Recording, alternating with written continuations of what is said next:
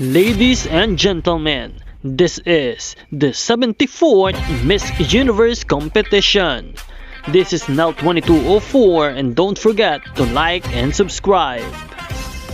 Good day pageant lovers! Today ay pag-uusapan natin ng mga possible preliminary gown ideas para sa ating Miss Universe Philippines 2025 Maria Atisa Manalo.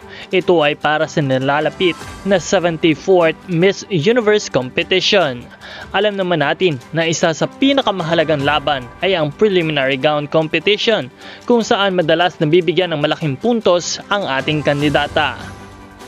Kaya naman narito ang ilan sa mga preliminary evening gown ideas para sa ating pambatong si Maria Atisa Manalo.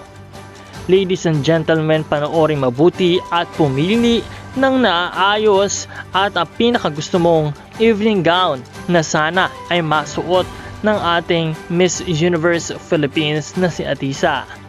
At the end of the day, kahit anong gown ay bagay kay Atisa, sapagkat higit sa disenyo, ang tunay na nagbibigay buhay sa kanyang gown ay ang puso at tapang ng reyna na nagsusuot nito. Kaya naman mga ka-pageant, tandaan natin ang isang gown ay hindi lamang tela o kristal. Ito ay simbolo ng laban, pangarap at pag-asa ng isang bansa.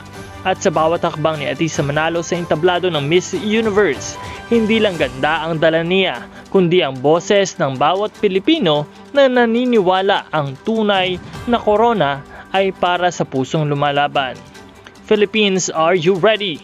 Because this is more than a gown, this is identity.